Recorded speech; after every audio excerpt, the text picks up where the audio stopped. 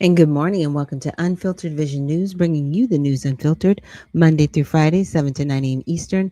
My name is Dr. Ashaki Noni Nichols, and I will be your host. So good morning. Happy Monday, everyone. I know the weekend was a little dreary, but I hope everybody got some rest. I know I did. So with that, let's start with our Kids Corner. Found a marble on the ground. Blue, shiny, but cracked on one side. He picked it up, turned it in his hand, and sighed. "It's broken," he whispered. "No one will want this." At lunchtime, he tried to toss it away, but another kid saw him and asked, "Why are you throwing it out?" "It has a crack," the boy replied quietly. "It's not perfect." The other child smiled, took the marble gently, and lifted it toward the sun. "Look," he said softly. "The light goes through the crack and makes colors you can't see in a perfect marble." Rainbow reflections sparkled across their hands.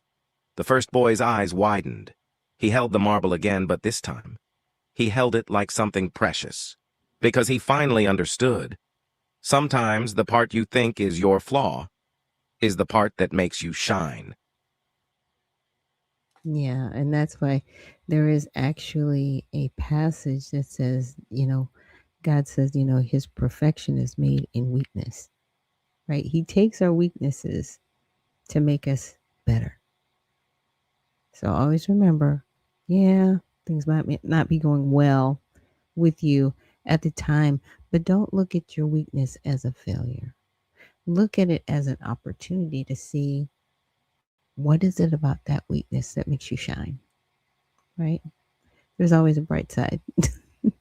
So let's get to our mantra of the day and just looking at how to honor God with our body. So, God, please guard our mind and our thoughts. God, help me to fix my thoughts on what is true and honorable and right and pure and lovely and admirable. So I will think about things that are excellent and worthy of praise. God, please protect my ears. Help me to listen to your voice. God, help me to be quick to listen, slow to speak, and slow to become angry. God, please protect my eyes from sin's damage. God, I make a covenant with my eyes not to look lustfully. God, please protect my mouth. Help me to speak life. God, set a guard over my mouth. Lord, keep watch over the doors of my lips. God, please help my hands to serve generously. God, help me to do good to everyone and especially to those who belong to our family in the faith. God, please protect my reproductive organs and help me to honor you, God, with purity. God, help me to honor you with my body. God, please protect my feet and help me to walk in your path. God, let your word be a lamp for my feet and a light on my path. So, again, that is something that we read daily here on Unfiltered Vision News because I want to just set the stage for the day and just remind us, sometimes delivering this news without getting a little bit, I should say, emotional isn't easy. But I keep it in perspective because it's information. And the thing about it is, if we do not have good information, we may not make great decisions.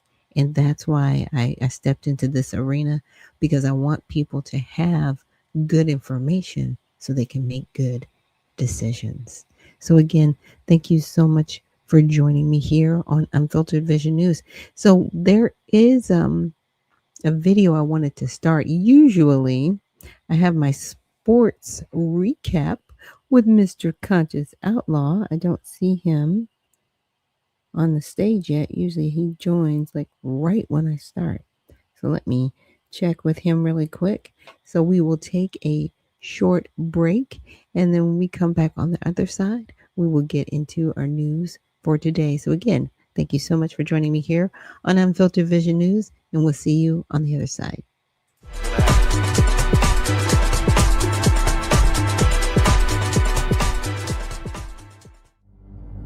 A life empowered is closer than you think. We're all looking for a better way. Reimagine what's next with a new sense of exuberance. Why not power on like you mean it? Or power off blissfully? A better sleep is a better awake. You've never moved like this before.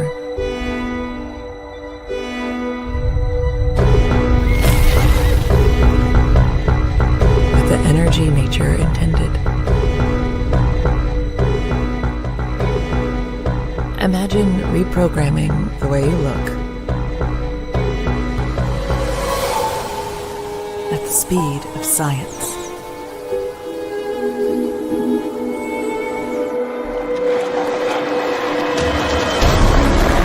At longevity. At exhilaration. It's next level rejuvenation. Take your well-being from the inside out and outside in.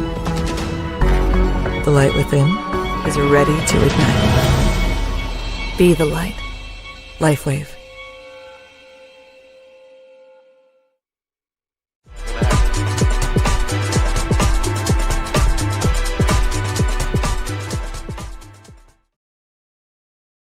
And we are back. Thank you so much for joining us here on Unfiltered Vision News, bringing you the news unfiltered Monday through Friday, 7 to 9 a.m. Eastern. My name is Dr. Ashaki Noni Nichols, and I will be your host. And next, we will have our sports corner with host Conscious Outlaw.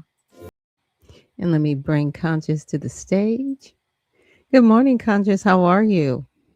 Good morning. Good morning, Unfiltered Vision family. How are y'all doing this morning? We are doing well. Thank you so much for joining us here. Well, I'll just let you go ahead and get into it. Okay, so we have the final results of the college football 12 team bracket.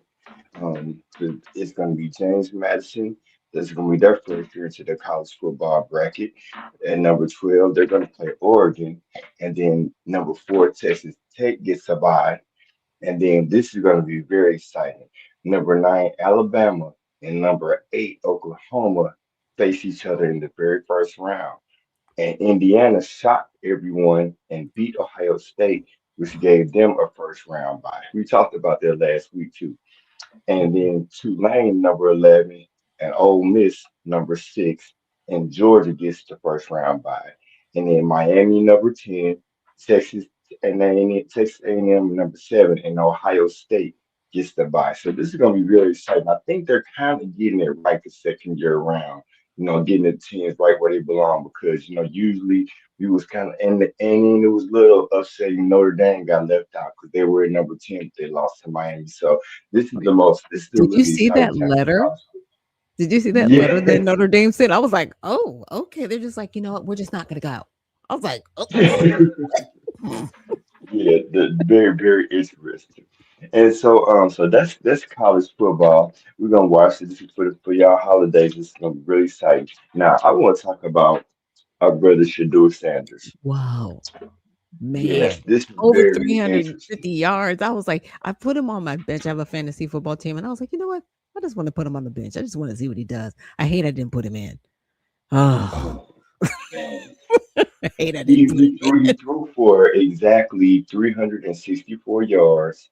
He Wow. was 23 for 42, 3 passing touchdowns, and 1 rushing touchdown.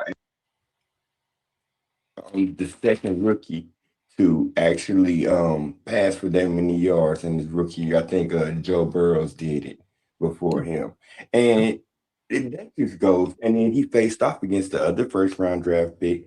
Well, Mhm. not the first round draft pick, Cam Ward. And I know they both play on not so good teams or whatever like that, but it just looks like he's head and shoulders better. And it goes to I guess I'm gonna have to use the word the collusion the NFL did to stifle his financial payday from getting drafted in the first round by letting him drop Okay. all the way to the fifth round Mm, and for everyone to have all of these assumptions that he was overconfident, that he's really not, and now he's showing he's NFL special. So yeah. hats off to him and the Sanders family. They're very faithful, God-fearing people. You see, he always does his prayers before the starts of the Yeah. game. I'm Yeah. very proud. We should all be very proud of that young brother. And so yeah, that's pretty. Oh yeah. Also, another person I want to talk about is Miss Sports Wednesday. Bud Crawford was stripped of his WBC title Hmm. because he wouldn't pay a fee, not because he wouldn't take a fight, but because all of the belts, when you win the purse, I think with the Canelo fight, you had to pay out like some, they get a little piece of your purse or whatever. Well, Okay. the WBC, they want to charge him more than the other rest of the four belts, and so he basically went on, I think, Instagram and just went off. And he has a lot of kids. He's married to his wife. They have a lot of kids he takes care of. And he's like, why do y'all think that y'all deserve more money than the rest of the sanctioning bodies? And it's a guy named Suleiman who actually runs the WBC, and he's I guess you would call him the modern day Don King because he kind of runs boxing Right. or whatever like that. And so he's who he's like standing up to and saying like, no, I'm not gonna let you do me like this. So Mhm. that just goes to show, even in sports, a lot of things are targeted against us as Black Americans. We see it all the time, but we always seem to fight through it. So that's all I got today. The NFL is rounding up for a little while, so I'm gonna let them sit and see what happens the next couple of weeks because of the wild card. We already kind of know who the division leaders is and stuff like that. And so yeah, that's all I got for today. Yeah, I know it was kind of a surprising loss with Kansas City yesterday. I don't think Mm. people really expected Houston to go all in the way they did. I was like, they held Patrick Mahomes 10-0 until the second half. I was like, oh, so this is what we're doing. So the $500 million man, because they are paying $100 million, I just need to remind people of that, was shut down. You know, so they're not gonna be making it to the playoffs, or do you think they might just, if somebody Mm. loses or whatever? Because I know they're kinda like in that wild card situation. Yeah, that's why I said I'm gonna let some things sit and marinate on that because we already know who the division leaders is. But like, yeah, it's some outside contenders. Like, it's Kansas City gonna need some help from a lot of other teams to get in. And Gotcha. like we have other teams like the Chargers that are surging and stuff like this. So I just want to, yeah, it's gonna be very interesting wild card weekend. Okay. All right. Well, thank you so much for joining us and bringing us a sports recap from the weekend, Conscious. Thank Appreciate you. you. Thank you. Yeah, so that was Conscious Outlaw. Please make sure you follow him on X under Conscious Outlaw. The Black, DABLACK, and again, Conscious Outlaw, the Black on X. And again, thank you everyone for joining me here this morning on Unfiltered Vision News. Just me, KT4IK. Thank you so much for joining us on YouTube. And Dr. C, thank you so much for joining us on X. So, the next bit of news that I want to get into, there has been a lot of talk about the Somali community, who's covering it, who's not, right? And how this is really going to shake out, right? Because I know at one point, people may feel that the Somali community themselves are being targeted, and we have to remember there's going to be good and bad apples in every community. I think the problem is with the way Ilan Omar, for example, has positioned herself and the people she's surrounded herself with. There was a video that I had played on the show before, and Alex Jones actually played it yesterday, where there was another leader in the Somali community saying, she's going to fight for Somalis within the United States. I'm like, huh? Like, it's interesting because on one hand, they'll claim we're just here, trying to be good Americans. But on the other hand, you're always putting Somali first. So which is it? Right. And I'm not saying it's not, you can be proud of your heritage, but if you're going to be an American, be an American. And the ties to the terrorist Al Shabaab, like all of this is coming out. So I had a little bit of a bigger question that I'll get into after I show you guys this video is is this just happening in Minnesota or is this happening in other places and we're still not hearing about it? Cuz the media seems to have like, "Oh, okay, we'll finally start covering it." Yeah, you have to now. Cuz if you don't, what are you doing? Look at this.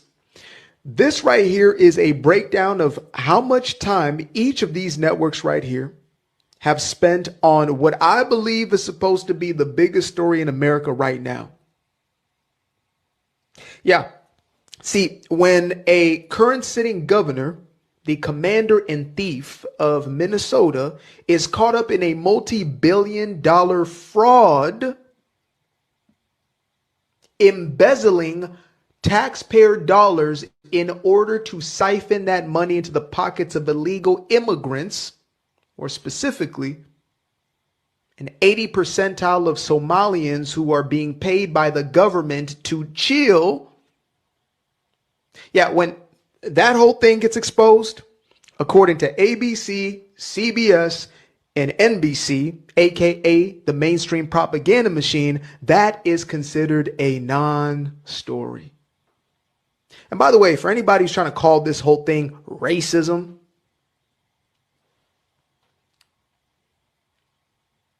go ask a Black American about how they feel about this one. Child, the comment section on the video I made about the Columbus, Ohio Somali fraud is epic.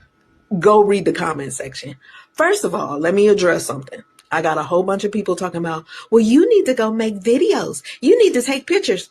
Child, do I look like Eyewitness News to you? Do I look like a private investigator? And do I look like I can fight pirates? I cannot. And therefore, I will not be putting myself in harm's way. If you want to know what's going on, you come see for yourself. Or read the comment section.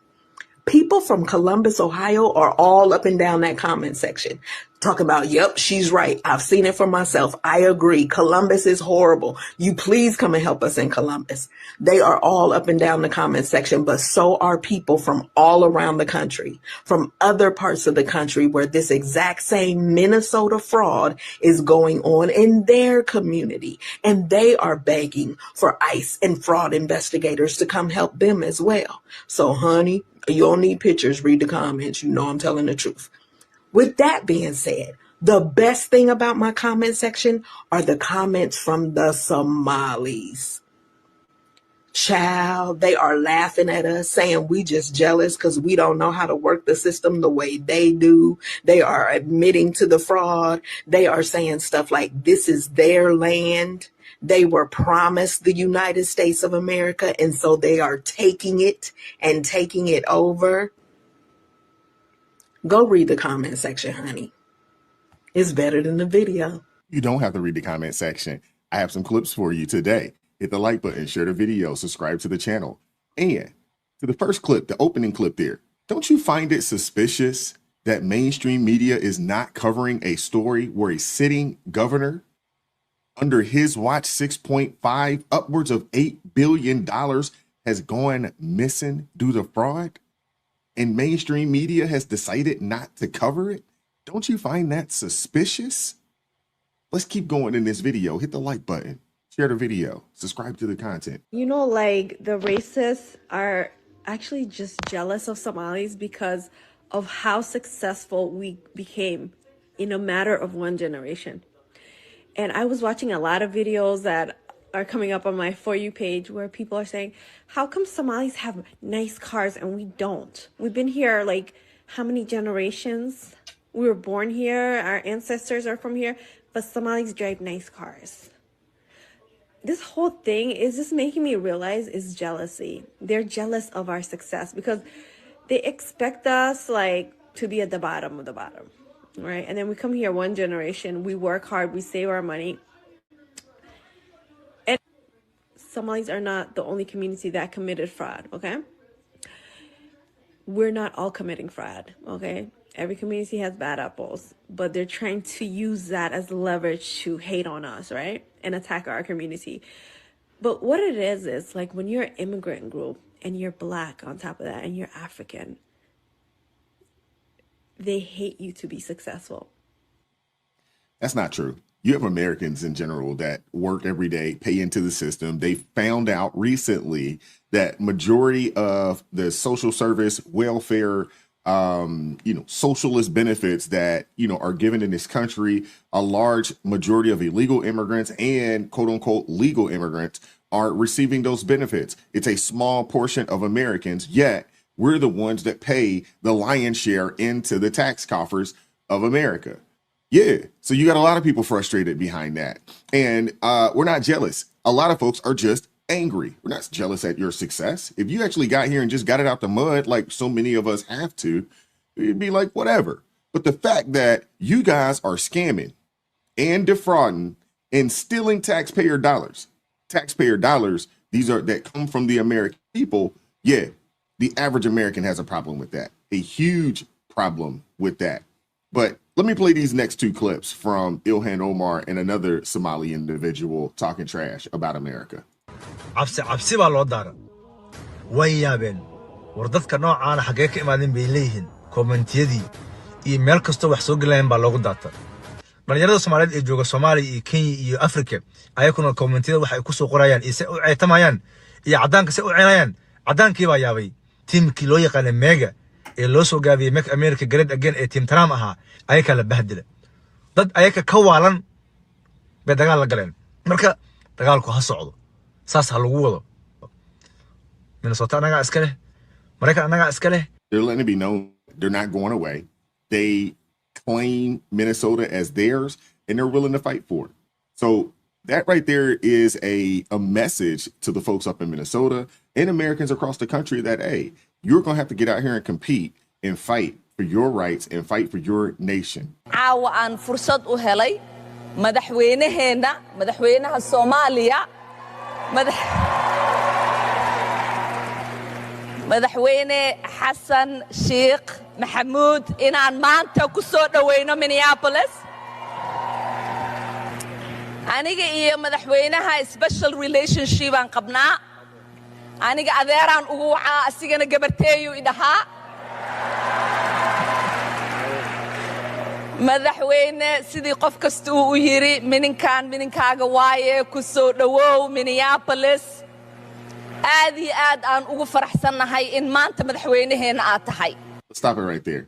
Now, she's in Minnesota welcoming the Somali president and calling that dude her president. If they really feel this way, go back home. Go back to Somalia. Go back. We're okay with that. We'd even support it. But this is a sitting representative. This is an individual in the House of Representatives, supposedly supposed to be representing people here in the United States, claiming allegiance to another country and you know, calling another individual her president. This is crazy. Now, I also wanted to add a little bit to that. She is not protected by the speech and debate clause in this arena. And see, what she would probably argue is, well, I have freedom of speech. You do have freedom of speech, but this is about allegiance. That's a totally different conversation. And you were showing that you do not have any allegiance to the United States of America, nor the president of the United States, Donald Trump. Okay? You've made it real clear where your allegiance is. It's not with the United States. And there are other videos like this one where she even talks about how she's going to go from the interior. And I actually have that video. I may play that for you guys after this one, where that's what she says. That is who this person is. This person is not here to represent the interest of the United States and actually be there for the benefit of the United States citizens. She's here for Somali citizens and what she can do for them and use the United States to benefit her Somali community, period. She is not about helping Americans. I've yet to find a video where she's actually out like, yes, we want to help Americans. I haven't found it yet. If you guys out there have seen anything, let me know. And Minnesota Fats and Sincerely Lawless, thank you so much for reposting the stream and joining us this morning. Ilhan Omar, or whatever the heck her name is, I don't know, I don't care. She's the very definition of overplaying your hand. She really thought she was gonna come over here and just rob Americans blind, and well, we was never gonna find out. Like, how did they really Captain Phillips an entire city? And that guy, Waltz, who's... And if everybody didn't know, that was a reference from a movie, the whole Captain Phillips thing. gonna be Kamala Harris's VP. Yeah, your girl that y'all love so much to be defending to the ground. He stood there and co-signed these Somalian citizens robbing Americans blind. And that's why I will never be a Democrat. Ever again. Like, there's not enough money in the world to make me a Democrat. Anyway, they're gonna try and drag Black Americans into their shit, talking about civil rights and baby, you created this problem for Somalians and Somalians only. You had no intention of helping us, so you're on your own. Have fun. Yeah, a lot of folks are not falling for the grift. They're falling for the grift. Those of us, you know, born and raised here in the United States of America, our parents, our lineage comes from the United States of America. We are Americans. And it's past time that we start looking at this country in that manner. I've always looked at it like that, but there's a lot of people out there that feel like, well, this is kind of our nation and we can also go somewhere else. Not true. Not true. This is our country. We got to be willing to stand up, defend it, and fight for it if we want to maintain our way of life and our position in this country. Or you're going to allow people to come over here that just got here and within a generation take over. And it won't be good for anybody. Hit the like button. Let's keep going. Let me tell you something. People are not jealous of Somalis or Somalia. And Trump is right. That place is a shit hole. And for one Somalia or quite a few Somalis, I will apologize ahead of time for language. I usually try to keep this rated G, rated grandma, because my grandma does watch. So I do apologize for any profanity. Somalis who've come into my comments after I did my viral video calling out Ilhan Omar, they have the nerve to call my country of Zambia a shithole. Well, let me tell you something. People jump easily to go to Zambia, which is a beautiful country. In fact, Donald Trump Jr. was just recently there last month. Yes, he met up with our president, President Hakainde Hichilema, seen here. You can see the picture. He met up with him because Donald Trump Jr. went on a private visit. He went on he was on vacation there, and he met up with our president, and he loves going to Zambia. It's not the first time that he's been out there. If anything ever happened to me and it didn't work out for me to be here, I can comfortably and easily say I'll go home to Zambia and I would make it out there because there's a lot going on. My country of Zambia has so much potential, but nobody is jealous of Somalis. And Somalis right now, they are pissed off with Africans. They're really pissed off with us because we are not rallying behind them and we're not supporting them. The reason why we are not supporting you Somalis is because y'all are selfish people, you're ungrateful, you're haters, you're racist, you're tribalistic. Nobody wants to be behind you and you're so standoffish. And the most important thing, y'all have said you're not Africans. You said you're Somalis. You gravitate more towards Arabic, those Arabic countries. So you've distanced yourself from Africans. That is why we don't support you. Nobody wants to support y'all. Y'all are a problem. You're a big problem. You're thieves, you're liars, you're scammers. You know, nobody trusts you. And a lot of Africans are embarrassed by y'all. Wow. I've heard that though. I've heard that. And you have people from South Africa and a multitude of countries all throughout the continent of Africa. I believe there's 54 of them. And they don't have a whole lot of nice things to say about the Somali people, even on the continent of Africa. Sheesh. Wow. And you guessed it. Do you know what the predominant religion is in Somalia? Take a guess. Islam. Over 99% of the population. You guessed it. Somalis are not terrorizing this nation. We are helping it thrive. Somalis have always seen themselves as a fabric of this nation. Are you sure about that, Elon Omar? You want to retract that statement? Nope. All right, let's pull up some facts, shall we?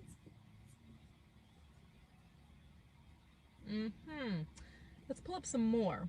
Right. Helping America thrive. Here's where my problem lies.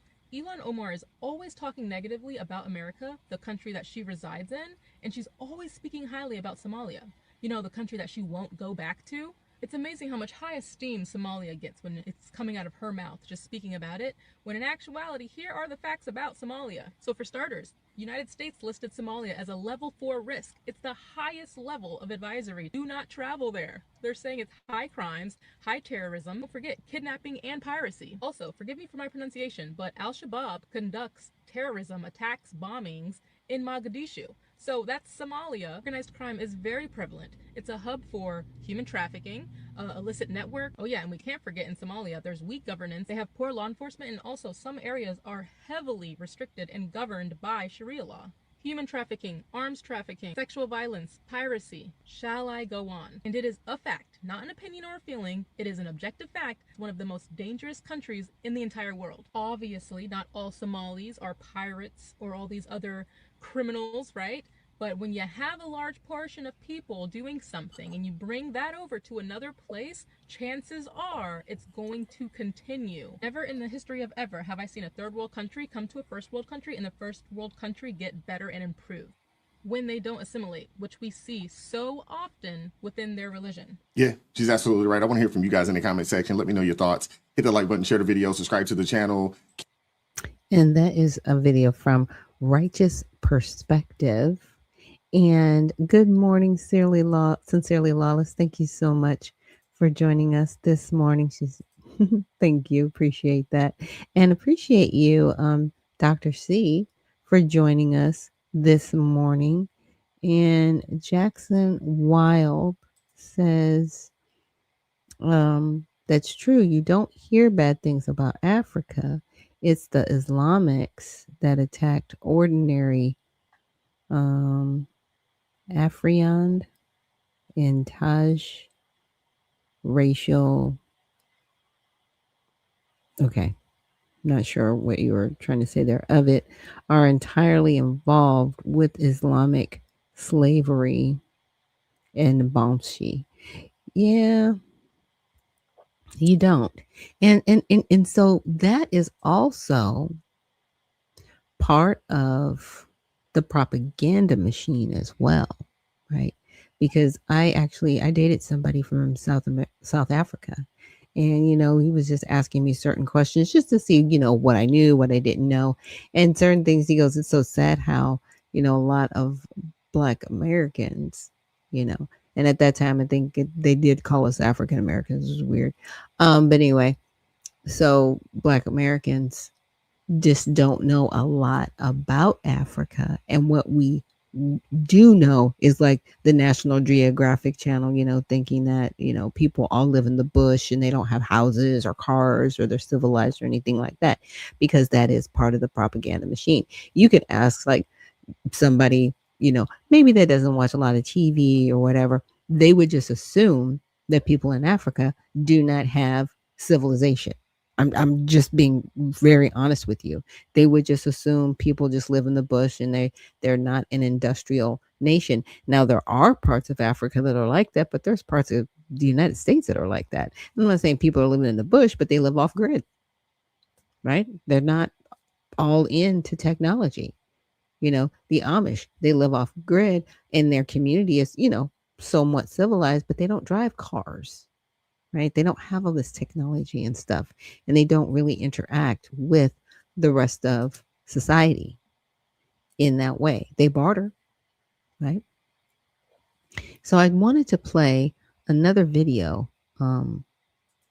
with Ilhan Omar, just really talking about, what she wants to do for the Somali community within the United States. aan nahay dad Soomaali ah waxaan nahay dad isjecel waa laga yaabaa meelaha qaarkood inaan isku xagxaganno laakiin haddii runtii ay imaato waxaan nahay dad isku tashto dad walaalo ah.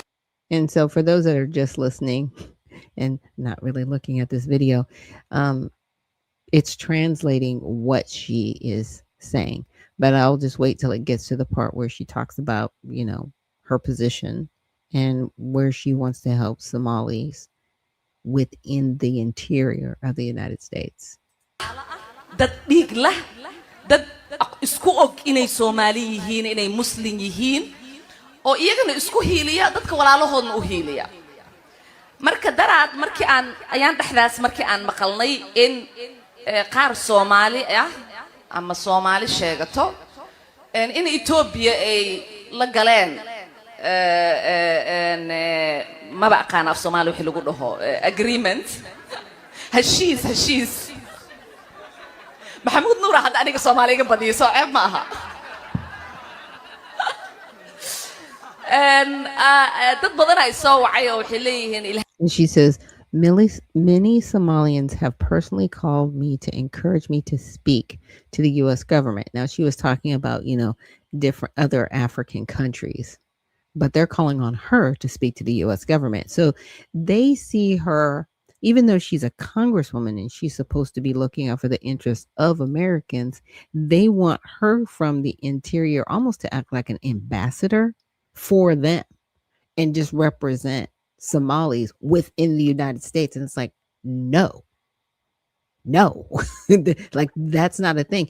If that's what you want, then you need to go back to Somalia and be an ambassador from Somalia and then deal with the United States that way. If that's what you want her to do, right? You can totally do that. Not that you would have any position within the interior of the United States. So that's what really makes this interesting, especially about her.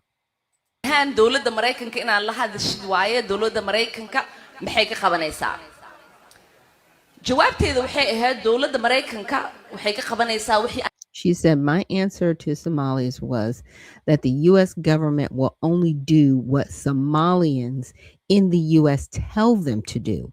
Excuse me? You don't tell us to do anything for anyone. You're supposed to be representing Americans. And this is why people are so upset with her.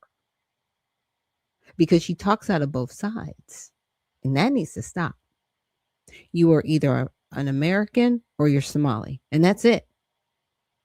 And the thing about it is, I don't really think as of late, and this is my opinion, that those that are, being naturalized, they really don't take that oath seriously. And I'm not saying that all of them don't, but from what I keep seeing, I'm like, okay, you're supposed to say, I am no longer going to be loyal to the country that I've left. I'm going to be loyal to the United States. It's going to be United States first. I can still love the country that I left, still have a heart for my country, but it's about being an American first. And I'm going to put the values and have my loyalty to America first before my country. I think there was a young lady in a video I saw about a week ago, and she was from Colombia, and the guy asked her a question. So if it came down to it and there was a conflict between Colombia and the United States, just random question. And he was like, so who would you be loyal to? And she said, Colombia. And I was like, whoa. And he was like, but you're a naturalized citizen. Yeah, no, they take an oath. So she lied because her allegiance and her loyalty lie with Colombia. They don't lie here in the United States. And that's dangerous to have anyone like that be a naturalized citizen here in America. Like for that, she needs to be deported, period.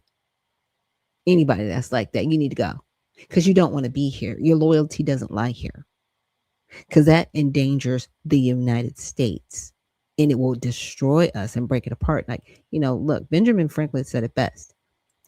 It will remain a republic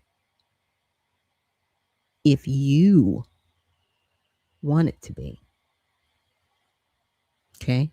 So if we want to maintain our republic, that's our job. To make sure that we remain a republic. But if we allow people to come in here, and this is again my opinion, calling it a democracy, which it's not. And then some people want to call it's a democratic republic. No, it's a republic. It says we the people. Period. And Uncle Coldwater says, good morning. I believe that all immigrants take a fake oath just to achieve paperwork to live in America, but they have no allegiance to America. They have allegiance to their country flags and soil. And I believe that all of them except for the foundational Americans. You're not wrong because it comes up a lot and it's not just the Somali community. That's why I want people to be like, you're just picking on her. No, I'm just talking about this particular representative because there are other representatives that are not from Somalia that are in our United States Congress, House, and Senate, and they put their countries above the United States and they blatantly talk about it. And then they want to turn around and be like, well, that's just my freedom of speech. No, this is a loyalty issue. And in my opinion, they need to be removed from office, denaturalized, and deported. Period. I don't care if they've been here for 30 years. Get out. Your loyalty's not here. And that's fair. Okay? Not talking about taking away your money and all the other stuff, but I'm saying you need to be denaturalized and deported because your loyalty's not here. But let's finish with the video. It's not that much longer. annaga aan dhahno dowladda Mareykanka qabo waa kalsoonidaas inaan isku qabno annaga Soomaali haddii aan nahay. She says they will do what we want and nothing else. They must follow our orders, and that is how we will safeguard the interest of Somalia. She's talking about doing that from the interior of the United States. Now, a lot of people say, well, that's treasonous. It's not treasonous because treason has a different scrutiny. But some people may look at it as disloyalty and a violation of the oath she took to become an American citizen. She is blatantly saying what she's going to do in the best interest of another country, using the interior of our country, saying they're going to do what we tell them to do and nothing else. Excuse me? But that's what she said.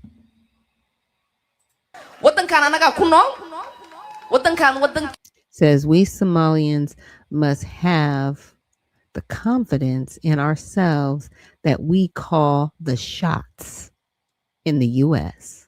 That we call the shots? Excuse me? It's that. You got to go. You got to go because you're creating almost like a beehive. I'll use that analogy. Using a beehive within our country, and the next thing you know, we're going to be under attack as American citizens. When we had compassion and mercy on your people, bringing them here as refugees. This is why Donald Trump is so upset, and he wants every single person that is of Somali descent off the soil and sent back to Somalia. It's this right here. Now, a lot of people are going to be like, well, we just can't. Not all of them are. Look, if they all have this mentality, and I don't know, maybe some of them don't. But if they have this mentality, they have to leave. They do not have an allegiance. They're not in alignment with us. And this is a congresswoman saying this. This is a member of our Congress. I just need everybody to realize that this is not just an activist. Look. And the speech and debate clause does not cover her in this. She can't use that. No speech and debate clause. No, this is my freedom of speech. No, this is a loyalty issue. Plain and simple, short and sweet. She says we will live in in a country, one of your daughters is in Congress to represent your interest. No, you're supposed to be representing the interests of the American people. That's why people elected you. Or did you get elected just to take care of the interest of people from Somalia? And you just admitted the latter.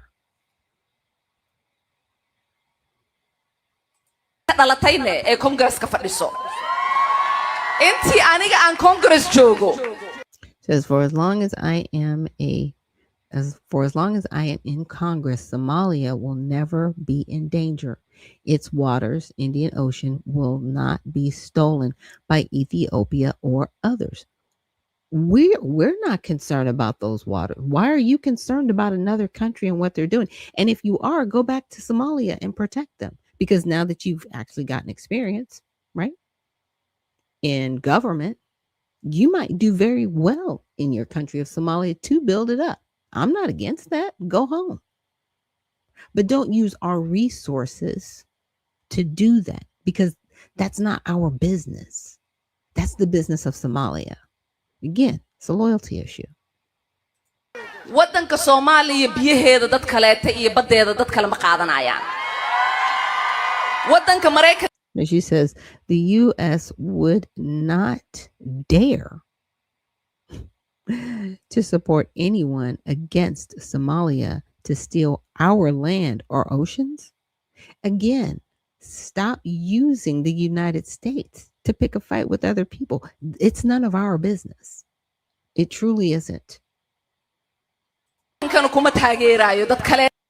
Sleep in comfort knowing I am here to protect the interests of Somalia from inside the U.S. system. These are things that she's saying. Nobody's making her say it. Again, this is a loyalty issue.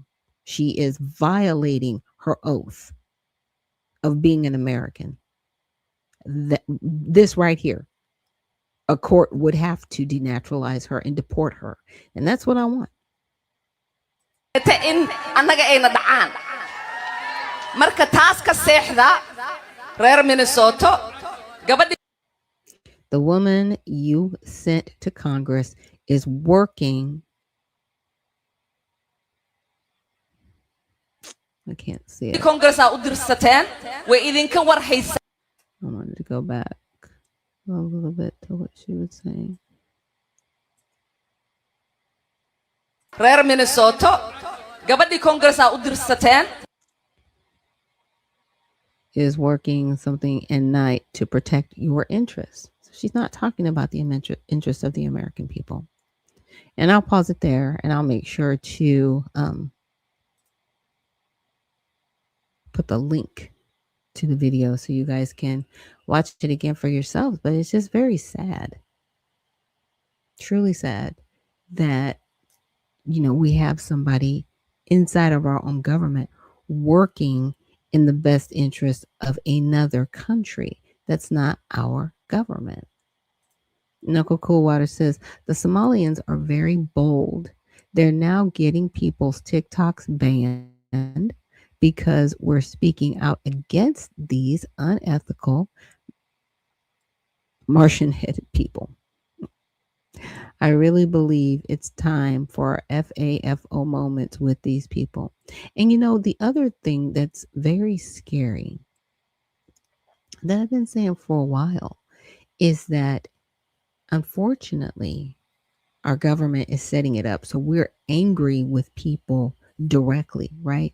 It's like, you know, at a certain point, and this is just my opinion, I don't want it to get to the point where they're like, yeah, we need to go out, we need to fight in the streets. I'm like, no.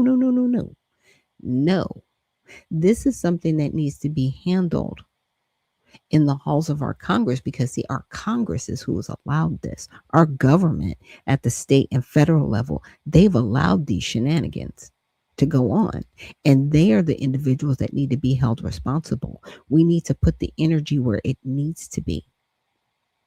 I'm not angry with the Somali people, right?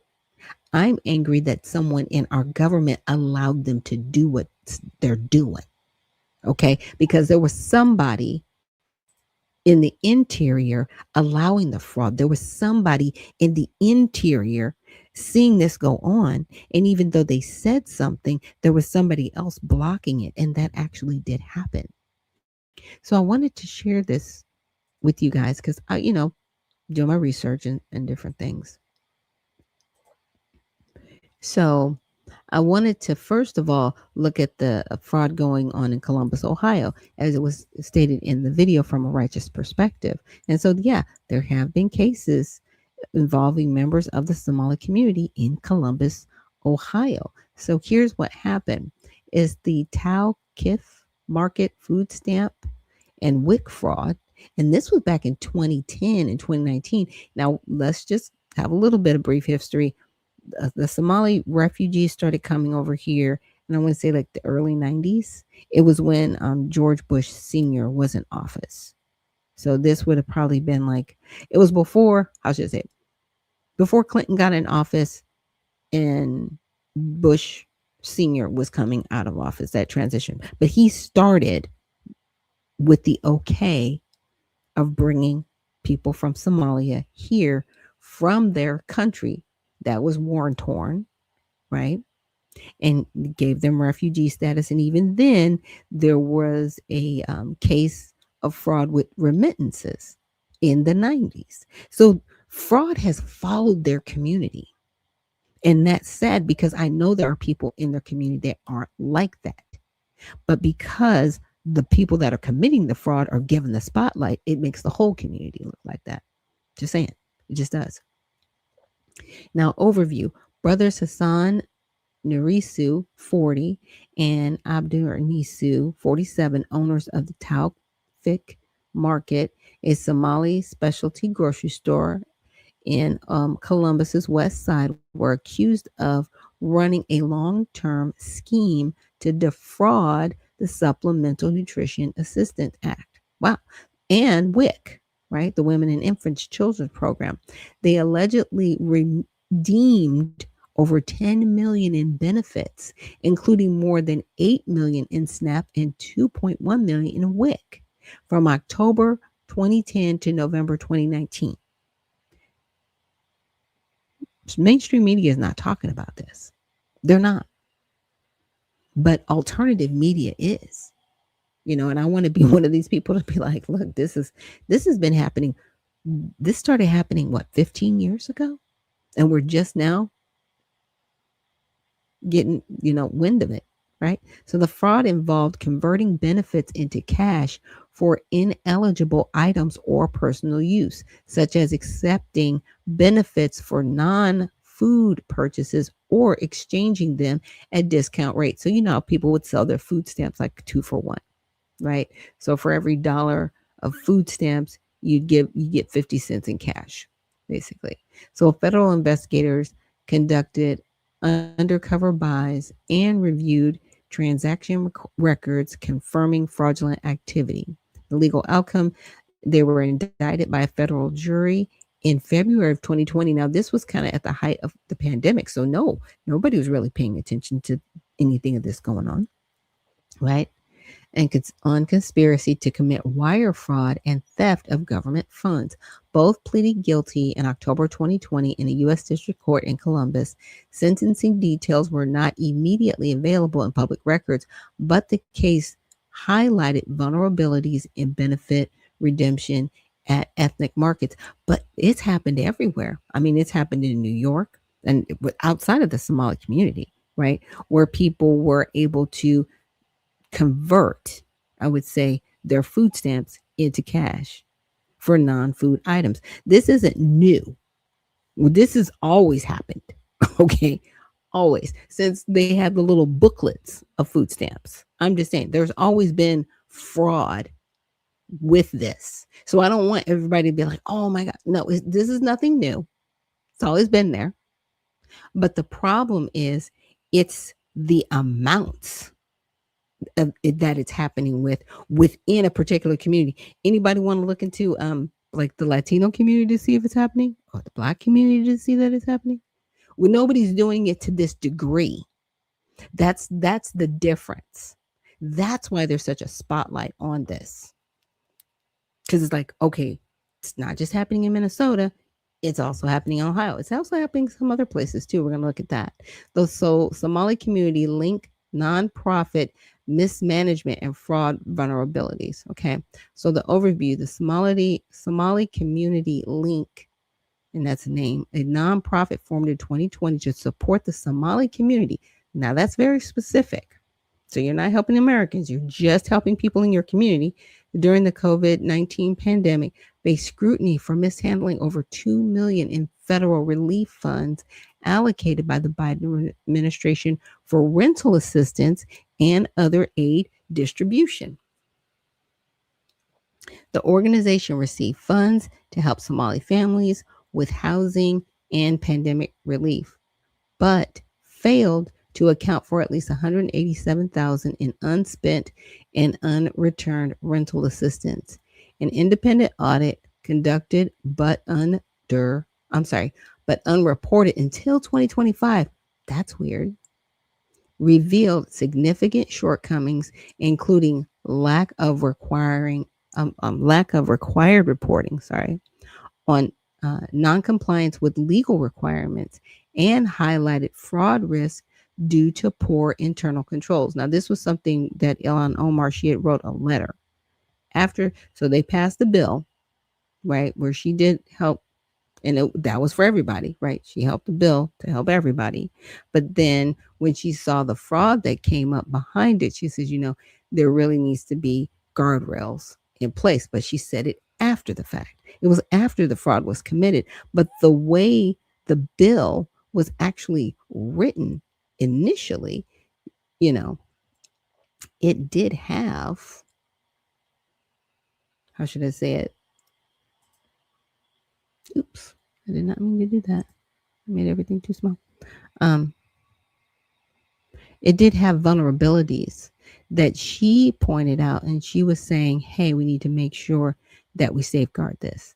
But like I said, it happened after the vulnerabilities were already exposed, because they lowered the threshold so that nonprofits could participate, right, in these areas outside of schools and elementary schools to help children make sure that they weren't hungry and other vulnerable people out there, with everything that happened in the pandemic.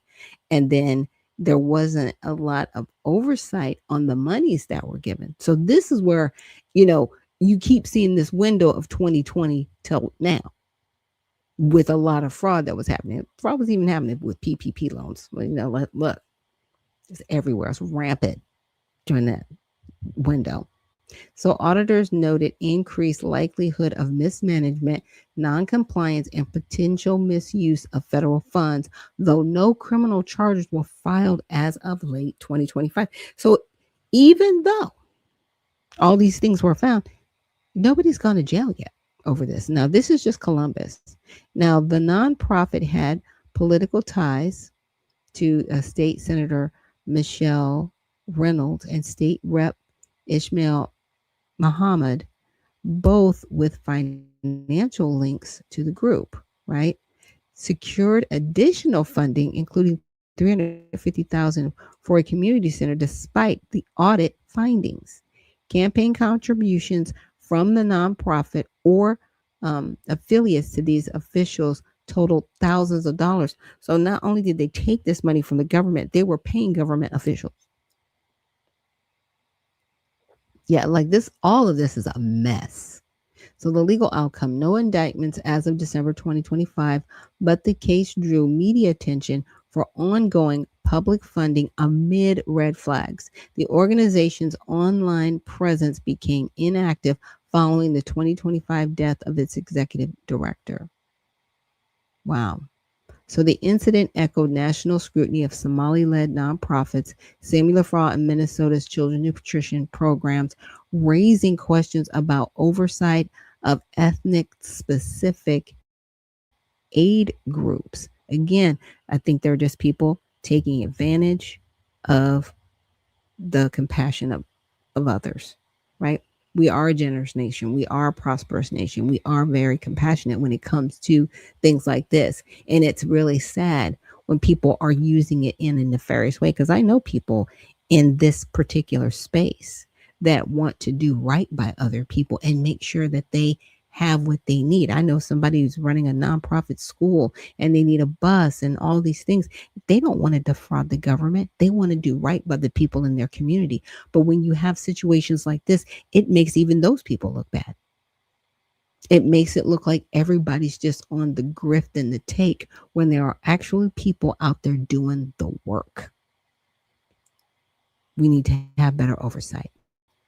So the cases have fueled occasional backlash backlash amplified by national rhetoric, for instance, following the 2024 convictions of the $250 Minnesota children nutrition fraud scheme involving Somali immigrants unrelated to Columbus. President elect Trump in late 2025 threatened to end temporary protected status for Somalis and labeled the community garbage and linked to crime. Well, unfortunately, even if it's a small number of people, it looks like a pattern because somebody was benefiting from the theft, and those were the people in the Somali community specifically. Somalis were stealing, giving it to their people.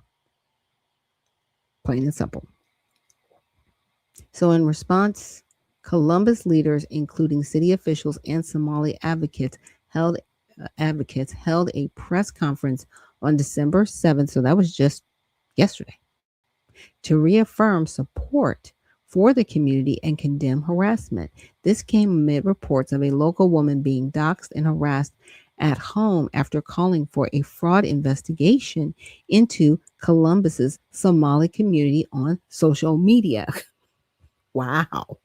So she was being doxxed and harassed at her home, calling for a fraud investigation into Okay. So no widespread Somali fraud wave has been reported in Columbus. Investigations like a 2025 pandemic unemployment scheme stealing 7.3 million involved unrelated individuals. Okay. Now, to go on, so I said, can you this was that. Where's this one? Oops. We got more than one. Because it was one I wanted to see across the United States, right? Outside of Minnesota and also outside of Ohio. I'm like, is this truly a pattern of fraud happening other places? And it says yes. While Minnesota has the largest Somali American population, around 80,000 to 84,000, and is currently the epicenter of heightened scrutiny behind the ongoing federal investigations into welfare social services fraud involving over 1 billion in alleged scams like fake daycare reimbursements, housing claims, and medical billing. Similar issues and controversies have surfaced in other states with notable Somali communities. These include fraud allegations, interrogation challenges, gang activity, and terrorism recruitment concerns. Okay. So we just talked about the Columbus, Ohio area. So there were 45,000 Somali residents there. There was fraud and economic scams. Okay. And the Somali owned business and individuals have faced probes for stamp trafficking and small scale welfare fraud, echoing Minnesota's issues. In 2019, federal case involved a Somali immigrant convicted of defrauding the USDA SNAP program by exchanging benefits for cash at ethnic grocery stores. Now, integration and crime. The community has grown rapidly in North Columbus neighborhoods like the Northland area, leading to reports of cultural clashes, property value drops, and vehicle break ins attributed to youth gangs. Residents have described no go zones. Now, that's very familiar, with makeshift prayer gatherings blocking streets and businesses shifting to halal markets. Now, no go zones, that's a term that's been used in Europe for years to describe zones that are predominantly from, and it is what it is, Middle Eastern individuals or people of Middle Eastern descent. They have areas the police just don't even go in. They know like the main people there, but it's almost like if anything happens in that community, they're not really policing that. That's dangerous because that's a danger to the rest of the community, because that says to the rest of the community, okay, we are going to back down to them, even though we're the authority. But if other communities say anything against those communities, right, then these no go zones, they're in trouble. So you can't speak against the people in the no go zones. Yeah, Europe is weird. And we don't want that over here. We really don't. Now, terrorism links. The 2016 Ohio State University attack, where a Somali student rammed and stabbed people, and that did happen, heightened fears with officials noting the area's role in ISIS recruitment from Somali youth. So that's Ohio. That's what's going on, and that's what that was brought up. But the lady was like talking, listen to the comments. So now Washington is also, now this is the state of Washington, not Washington D.C., Seattle and SeaTac areas. There are 25 to 30,000 Somali residents. Historical fraud scandals. In the 1990s, a major food stamp fraud ring run by Somali immigrants was busted, involving millions in trafficked benefits, predating Minnesota's cases, but similar in scope. So they're all about explode. I should say, how do they? The word is escaping me. They are taking advantage of. I'll get the word in a moment. But they're taking advantage of the system, exploiting. That's what it is. They're exploiting the system, right? And so more recent probes have uncovered loan fraud and fake marriage schemes for immigration benefits. Like, this is wild. But is everybody, and I'm not saying that other communities don't do things like this on a smaller scale, but they're such a small community. And if they do anything on a large scale in such a small community, that's why it looks like it's the majority of people doing it. Just saying. Labor and exploitation. Many work in low wage jobs like meatpacking, where exploitation complaints have led to lawsuits against employers for wage theft and unsafe conditions, straining community ties. With the Minnesota scandal, advocates are calling for audits here, citing lax oversight in refugee settlement programs. So now the state of Washington is like, hey, we need this over here. Maine, okay, they have a community of 10 to 15,000 Somali residents. It's interesting how they're not in the South. They're not down here where it's warm. They're not. I mean, I'm sure there are some in Georgia, but there's not in large numbers like this. They're in all these cold weather places. I'm noticing. So I'm in Maine, Lewiston, and Portland, 10 to 15,000 Somali residents, and this is the fourth largest. There's gang violence and crime. Lewiston has seen a surge of in Somali youth gangs involved in shootings, drug trafficking, and car break-ins. A 2023 mosque parking lot shootout between rival groups drew national attention, with locals reporting increased fear in Little Somalia in their enclaves. That's has nothing to do with us, but it's just to show they're bringing their nonsense from over there over here. Y'all need to go back home, and I'm okay with it. You need to go over there and do whatever it is you do, and that should be okay. You got to do it. Now, welfare and housing fraud. Similar cases mirror Minnesota's, including the 2010 probes into overclaimed refugee assistance and Section 8 housing claims. A recent op-ed warned Maine could face a Minnesota-style billion-dollar scandal if unaddressed, given similar generous safety nets, exposing and exploiting the system. Economic strain, high welfare dependency, over 70% in some reports, has fueled debates, with community leaders pushing back against stereotypes while acknowledging integration hurdles like language barriers, because they refuse, some of them, to speak English. But you're in an English speaking country, then you need to go back to your country. That's where I'm at with it. You're not assimilating here, and that's okay, because you have somewhere else you can go. You're not a nomad. You can go back to your home country. Michigan, Detroit, Dearborn area, there are 15,000 Somali residents overlapping with the larger Arab Muslim communities. Fraud and scams. Cases of immigration fraud and small business tax evasions have been persecuted, often tied to the broader Middle Eastern immigrant networks. A 2020 federal bust uncovered a ring laundering welfare funds through ethnic stores, right? And that was something that they mentioned happened in Columbus, Ohio. So, and that shows a pattern of fraud, right? Because I guess they found it a way to easily do this in all these different states and exploit it.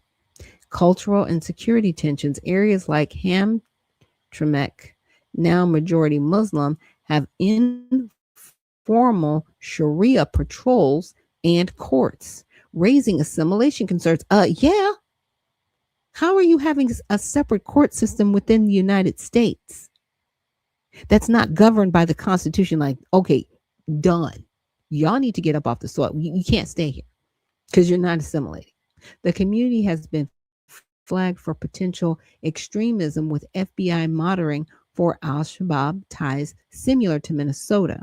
Non Somali residents describe hostile encounters and takeover. Mhm. Neighborhoods with businesses fleeing due to perceived threats. Yeah, and the more people that they move out, they're just taking over. They just move their people further in, and still getting government funding to do it. Excuse me, what's going on in Michigan, the state? Period. This is a governor issue. Okay, yeah.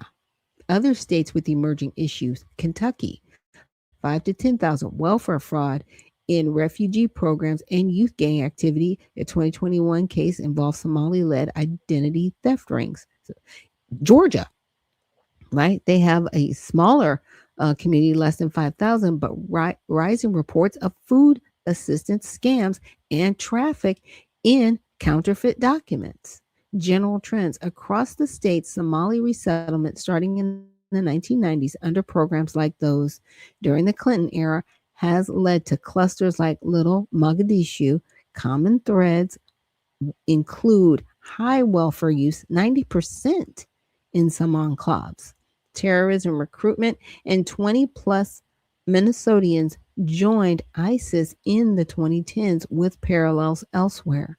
And fraud enabled by weak state oversight. Community leaders emphasize that most are hardworking citizens, over 15% born in many areas, and decry broad brush attacks. But critics point to systemic failures in vetting and integration.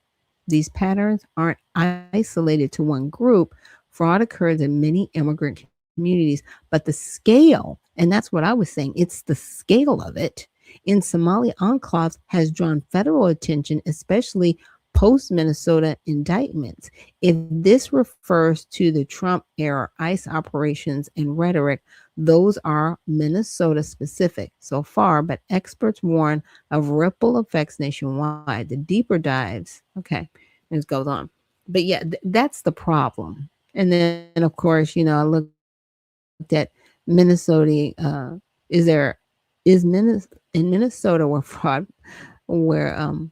fraud found with Feeding Our Future, and then a jury overturned that allowed the fraud to continue. I wanted to see that timeline because that actually happened. So early on with Feeding Our Future, somebody was like, "Hey, there's fraud going on," and they stopped it. The Somali community came back and sued, claiming discrimination, and then turned around and still continued with the fraud. This happened. So in 2016, Feeding Our Future, it's founded, right, by Amy Bach as a nonprofit in Minnesota aimed at addressing child hunger in immigrant communities. 2019, the Minnesota Department of Education flags early red flags, such as implausibly high meal claims from the organization and its partners. So Bach is accused of pressuring staff who raised concerns. So if somebody came and said, "Hey, there's more," they're citing more meals than people, in the area, she was basically like, don't talk about it. I'm just using that as an example, allegedly, right? Now, in February 2020, the IRS revokes Feeding Our Future's tax exempt status due to financial irregularities. So some things were going on. Now, this was in 2020, early 2020.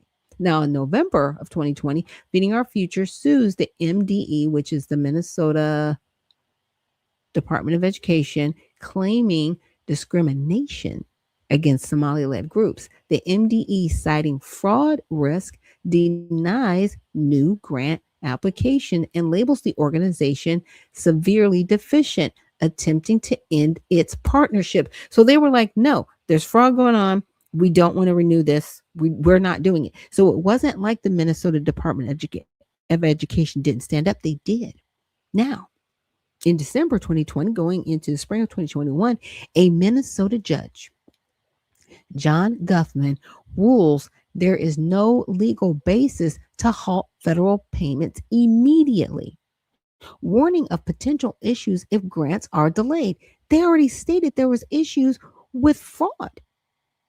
And the judge is like, what are you talking about? So the MDE is later held in contempt and fined. So now they were pointing out fraud. They turned it around on them. They were held in contempt and fined $47,500 for processing delays. The FBI quietly begins investigating fraud in February 2021. The FBI raids multiple meal sites linked to Feeding Our Future. The organization is officially de-established, ending its operations and the fraudulent payments. So they continue with their fraud because they were allowed to, because the judge overturned it. It's crazy. September 2022, federal prosecutors led by U.S. Attorney Andrew M. Lunger announced charges against 47 individuals, former employees, and contractors in what is described as the largest COVID-19 relief fraud case in U.S. history. The scheme allegedly stole at least $250 million from 2019 to 2022. Fall of 2022 to 2024, indictments expand as the investigation uncovers more participants. By October of 2024, 70 people are charged across 14 indictments and 6 criminal informations. 2 more are added in May and June of 2025, bringing the total to 72. In April of 2024, the first federal trial begins in U.S. District Court in Minneapolis before Judge Nancy Brossel, involving 7 defendants accused of defrauding the program over $40 million.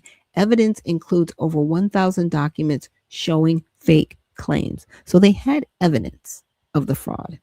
Late May, early June 2024, during jury deliberations, a bribery scandal erupts. Family members of defendants attempt to bribe juror 52 with $120,000 in cash for a non-guilty vote. So not only were these people dealing in fraud, they had other people outside of the people indicted dealing in witness tampering. What? Okay. The bribe is recorded on video, leading to the jurors' dismissal, sequestration, and of the remaining jury, so they had to be sequestered, and federal charges against 5 people involved in the scheme, including 3 tied to trial defendants. Yeah, so it's a whole thing. Like, whatever's going on in Minnesota, y'all need help. Y'all need help. And we need you to handle this so other states, I'm here in Georgia, we got Maine, we got Columbus, Ohio, we have the state of Washington. We need help because we do not want those things happening here in our states. Just saying. So June 7, 2024, the jury delivers a split verdict after 3.5 days of deliberation. Not even 5 days of deliberation. 5 defendants are convicted on multiple counts: wire fraud, money laundering, bribery, including Abdaziz Shafi Farah, 21 counts, Mohammed Ismail, we got all these. So the juror Jurors reject 21 of the 64 total counts. These two, Saeed, Farah, and Afin, are fully acquitted of all charges. So these two were. Jurors reject 21 of the 64 total counts. The acquittal is the jury overturn referenced in my. Okay. Though it applied only to two individuals and did not reinstate the defunct program. Okay. So in May, June 2025. So now we're at this year. And it keeps jumping back and forth. The bribery suspects, Farah and the other Farah, a convicted fraud defendant in 2025, all pled guilty to juror bribery charges. Sentencing is pending. Okay. So October of last year, the first sentencing occurs. Mohammed Jama Ismail, convicted in 2024 trial, receives 12 years in prison in order to pay 47 million in restitution. So I'm glad that they at least got there. Now, in this year, in 2025, the second major trial begins for ringleaders Amy Bach and co-conspirator Salam Saeed. Let's see, in March of this year, Bach and Saeed are convicted on all counts, including conspiracy to commit wire fraud and money laundering. As of November 2025, out of the 78 total indicted suspects, over 50 have pled guilty, and 7, including Bach, Saeed, and 5 from the 2024 trial, have been convicted at trial. About 18 await trial or sentencing. Authorities have recovered roughly 75 million in stolen funds.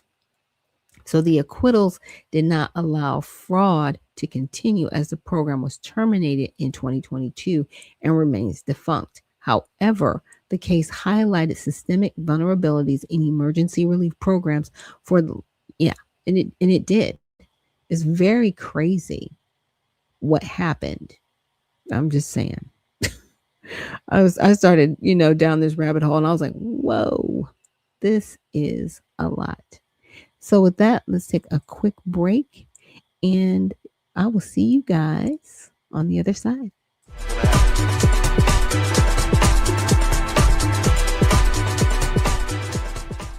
At All Sides, we believe at All Sides, we give bias ratings for hundreds of media outlets. By freeing people from filter bubbles and providing different perspectives, we can all be better equipped to understand the world and each other. So how do we do it?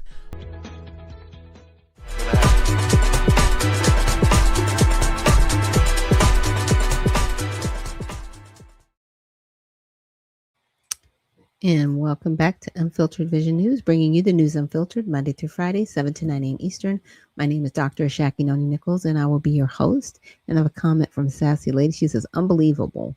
These Somalian people are less than honest, lying and stealing. And it's some of them. It's not all of them. And that's the bad part, right? And it's hard to sift, right? Who's doing what?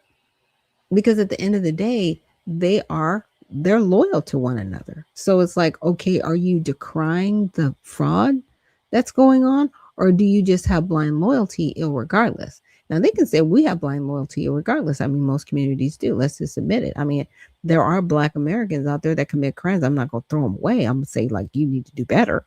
I'm not going to throw them away, right? Because those are my people. So I get it. I get the loyalty within their community. The problem is you really do have to decry the fraud. And it's the amount of fraud that happens, but they basically exploited the loophole that's always been there. But nobody's taking advantage of it to this degree. It's finding that part. And I'm really glad that the USDA, they're doing the audits and they are going through, the steps to make sure that the states that are going to comply with USDA are going to comply to the audits. There's still 21 states out there that do not want to be audited. that are receiving SNAP benefits. This is the SNAP benefits. We're not talking about the other cash aid, but we are talking about the SNAP benefits. 21 states out of the 50 states are refusing to be audited by the USDA. Why? And Minnesota is one of them, by the way. I'll have to pull that up for you guys. I'll have to pull up the list for you. It's very crazy. But another thing that I did want to bring up today was the Social Security. Because going through this and the fraud, and I'm like, well, there's some areas where our federal government has allowed people that come over here to get Social Security, even though they haven't even paid in the system. So it says here, who can get supplemental security income? To be eligible for SSI as a non-citizen, you must be in one of certain classifications granted by the Department of Homeland Security. You may be eligible for SSI if you are. Now, I don't know if these are still in place. This was, let's see, they don't give a date, but this was back under the previous administration's DHS. So I'm not sure if it still applies to today or if they're going to reverse it.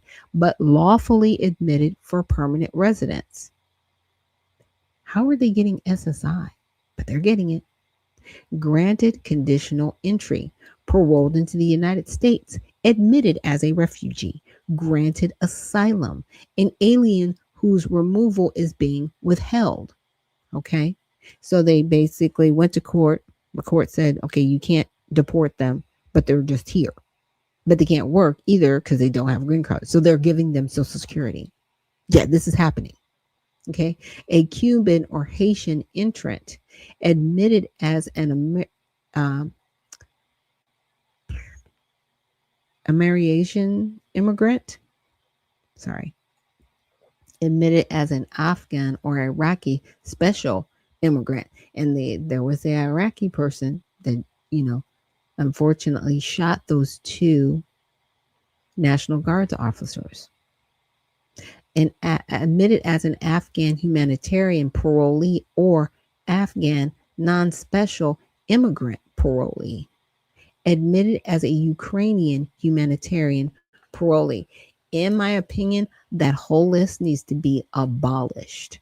If you are not an American citizen who has paid into Social Security, this should be a non-starter. Nobody from off the soil should ever be granted Social Security in our country. If you're listening, President Trump or any of your other people, this needs to be shut off immediately. Immediately. Should never be a time in our country where people are given Social Security who have not paid into the system off of the backs of the American people that have. Look, people, it's already a Ponzi scheme. It is. People at the bottom pay in, and the people that are older at the top get those payments from the people still paying into the system. It's disgusting. It is a Ponzi scheme. It needs to stop. The American people deserve better. And Beyond Spectacle says, this is how they got Social Security benefits. Oh, you sent me a video. Thank you. Maybe, let's see. The only thing about it is when you send me a video like that, I can't play it until after. So thank you. Maybe I can play it in tomorrow's show. I can go over it there. And then I also looked at, SSI benefits, who's eligible. And they give you basic, like who's eligible, right? Like 65 or older, blind, disabled, has limited income, has limited resources, is a U.S. citizen or national, right? Or a non-citizen in one of the certain alien classifications granted by the Department of Homeland Security. What I'm requesting for the Department of Homeland Security is we need to shut it all down. Is a resident, and see, this should be not resident. You should be a citizen in one of the 50 states, District of Columbia, North Maryland, Marina Islands, is not absent from the United States, is not confirmed to an institution. But yeah, you get the gist of it. But see here, It doesn't really say, it doesn't outline the non-citizen part as I showed you in this document. Now, this was under the previous DHS secretary. So I'm really hoping that Kristi Noem is able to clean this up, right? That this part, that part needs to be cleaned up definitely. So the next part of the news I wanted to get into here, I wanted to finish it up just with Social Security, talking about this humanitarian parole information. Now, again, this is more than likely under the previous DHS. What is parole? Parole allows individuals who may not otherwise be allowed into the United States to enter the United States legally and stay temporarily. This is why Trump went through the course of ending temporary protected status. Even if they are inadmissible or ineligible for other reasons. Why would we want people in our country that shouldn't be here? But this loophole was created so they could come in. Again, this is more than likely under the previous administration. So parole is not considered admission to the United States. When a non-citizen is paroled into the United States, they are still considered an applicant for admission.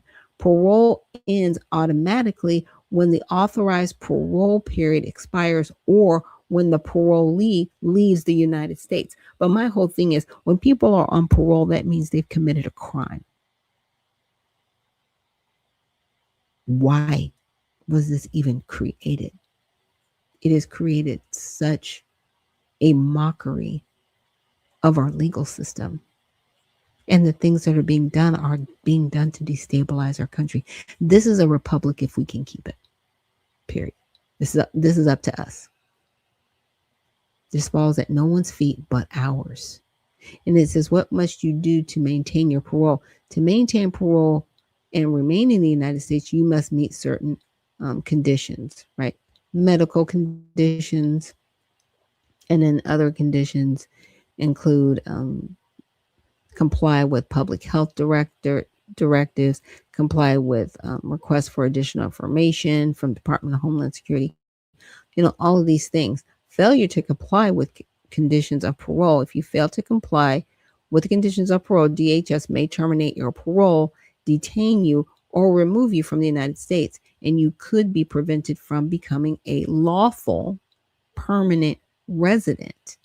So this is another way that people have been able to stay here, that lawful permanent residency. And Donald Trump is trying to end a lot of that, as he should. We have proper ports of entry into this country. We have an immigration process. But things like this, in my opinion, are interfering with the immigration process, because DHS should never have the ability to mess with immigration. To me, this is like a sideline conversation. It's like, well, we're not granting them citizenship. We're just trying to make it so where people here are being recognized. That's not your job, DHS. But they've been given this because they are responsible for keeping our homeland safe. So these are what they consider guardrails in keeping us safe, but we haven't been safe. But it could lead to the destabilization of our country, bringing in people that don't belong here. Yeah. Just not smart, in my opinion, and it should have never happened. Now I want to move on to a document that I found, and it's regarding the Genesis mission. I don't know if any of you guys have heard about this. Of course, they dropped it right before the holidays. Nobody's really thinking about executive orders around Thanksgiving time, right? So this was dropped 2 weeks ago on Monday. That was my birthday. So launching the Genesis mission by the authority vested in me as president by the Constitution and the laws of the United States of America. So the purpose from the founding of our republic, scientific discovery and technological innovation have driven American progress, prosperity. Today, America is in the race for global technology dominance in the development of artificial intelligence. And important frontier of scientific discovery and economic growth. To that end, my administration has taken a number of actions to win that race, including issuing multiple executive orders and implementing America's AI Action Plan, which recognizes the need to invest in AI enabled science to accelerate scientific advancement. In this pivotal moment, the challenges we face require a historic national effort, comparable in urgency and ambition to the Manhattan Project that was instrumental to our victory in World War II and was a critical basis for the foundation of the Department of Energy and its national laboratories. So the order launches the Genesis mission as a dedicated, coordinated national effort to unleash a new age of AI accelerated innovation and discovery that can solve the most challenging problems of this century. The Genesis mission will build and integrate AI platforms to harness federal scientific data sheets, the world's largest collection of such data sets developed over decades of federal investments to train scientific foundation models and create AI agents to test new hypotheses, automate research workflows, and accelerate scientific breakthroughs. The Genesis mission will bring together our nation's research and development resources, combining the efforts of brilliant American scientists, including those at our national laboratories, with pioneering American businesses, world renowned universities, and existing research infrastructure, data repositories, production plants, and national security sites. To achieve dramatic acceleration in AI development and utilization, we will harness for the benefit of our nation the revolution underway in computing and build on decades of innovation in semiconductors and high performance computing. The Genesis mission will dramatically accelerate scientific discovery, strengthen national security, secure energy dominance, enhance workforce productivity, and multiply the return on taxpayer investment into research and development, thereby furthering America's technological dominance and global strategic leadership. Now, I will definitely attach the link. It's 5 pages. It's not bad to go through it. My main concern is the way a lot of these AI companies are utilizing the areas they go to. So the data centers, and I'll just use them as an example. We have some here in Georgia, and there are other places too. But the ones we have in Georgia, they use water. They do not refilter the water that they use. So all the water that they use, anything that they spit out, is dirty water. Now it's dirtying the water in the communities to where you can't drink it. You can't use it because it's brown, it's dirty. Now, I do not know if within our state, if there are going to be regulations put on these data centers to where they have to ensure that they recycle the water so that fresh water is returned from whatever water they're using, because they use millions of gallons of water because they need a cooling resource so that the data center doesn't overheat.